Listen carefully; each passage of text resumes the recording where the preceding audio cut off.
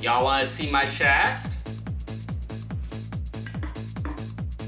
As far as I'm aware, a drive shaft for a Nissan transmission to Cadillac differential does not exist. So I went to a drive shaft shop and asked them to build me a custom drive shaft that could handle 600 wheel. They came back and told me this drive shaft would handle 1,000 wheel at the drag strip. Things are off to a terrific start.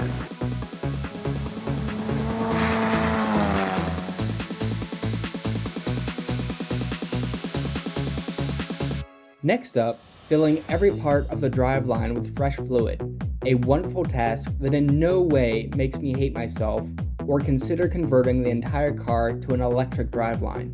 I love playing in gear oil. A brand new windshield was installed, this time without Randy, and then it was time for the final missing component. This is your average Miata axle. It's broken.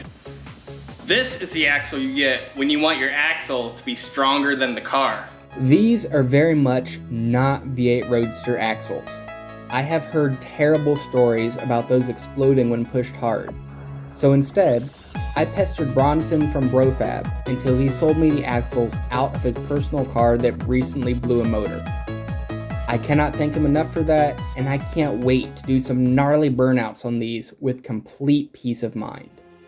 For the first time in 6 months, the wheels turned with engine power. I dropped the car off jack stands and pushed it out of the garage for the first test drive. Alright, it's hot as fuck, it's humid as hell, sweating my balls off already, but I think it's gonna work. Here we go. Woo. That is sensitive, but we have liftoff. We have brakes. Somebody doesn't know how to work this shifter.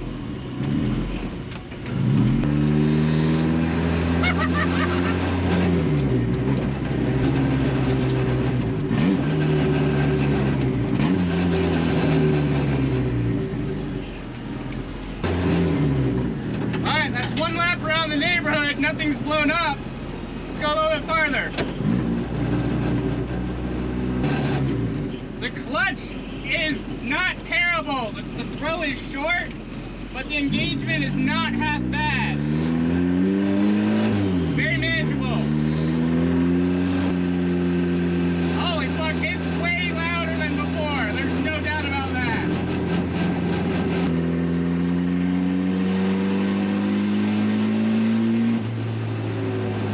Temperatures and pressures are good so far. It's really rich everywhere, but I'm happy with that for the moment. I got the laptop in the passenger seat doing some auto-tune. This is working better than I expected.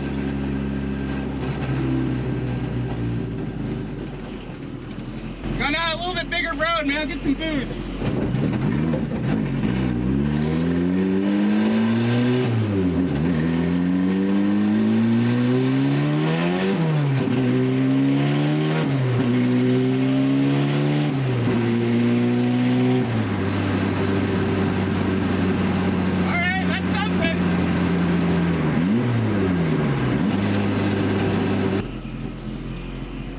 So far, so good. If anything, this thing's staying too cold. That little pool dropped us all the way down to like 160 degrees coolant temp. The water pump's running at minimum duty right now too. I might have to block off more of the radiator inlet.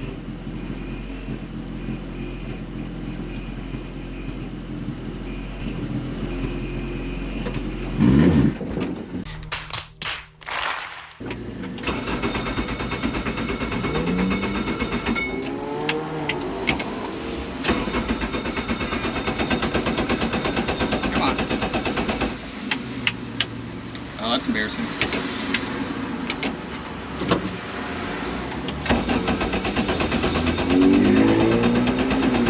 Come on, you bitch. Now of all times, you had to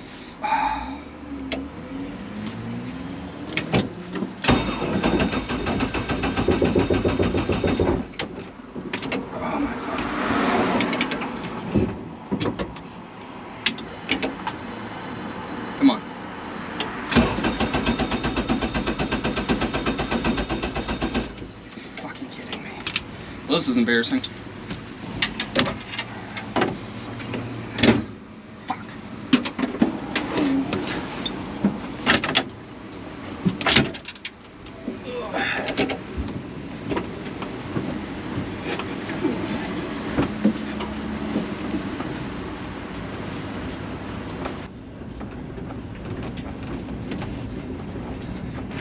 Good thing this is so light.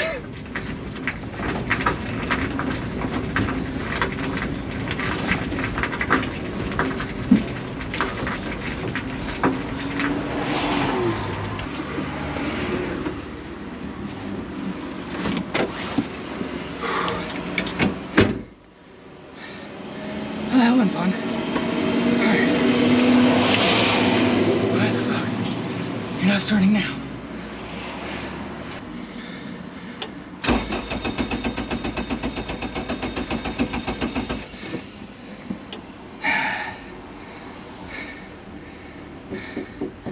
Why did I bring my jump box? Ugh. The battery's low.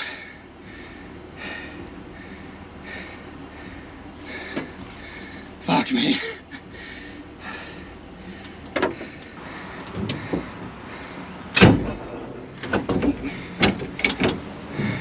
Despite my efforts, the car was having a bit of a hissy fit and refused to refire due to a weak battery. Voltage was just dropping too quickly and the ECU was going offline. But hey, it wouldn't be a project car if I didn't have to push it out of the road a few times. I got a fresh battery in it and continued with street tuning.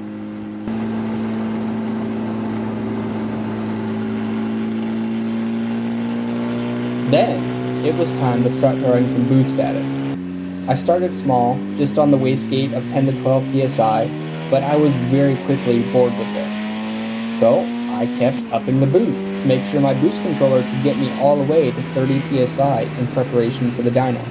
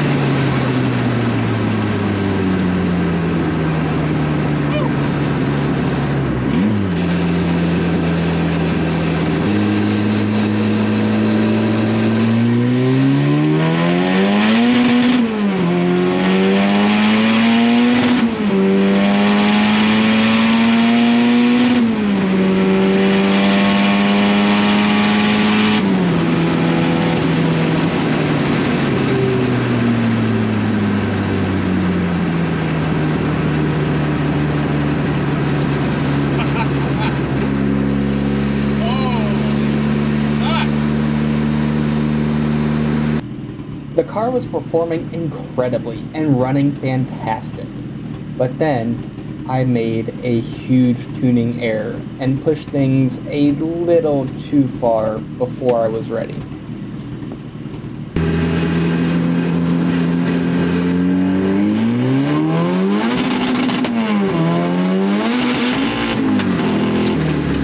It was at this moment that he knew. He fucked up. The massive amount of smoke filling the cabin told me something had gone massively wrong, but I didn't know for sure exactly what.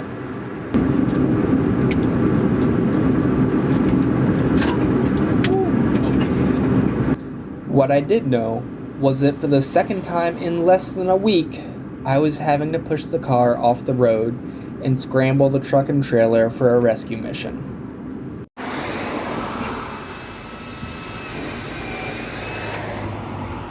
The only thing I know for sure is that I was testing out the 270 kPa realm, which is around 25, 26 psi, and something definitely went boom. There is zero doubt there is a hole in the block. What exactly happened, I'm not sure. I gotta drop this thing at home and go to work. I am already quite late. I love cars.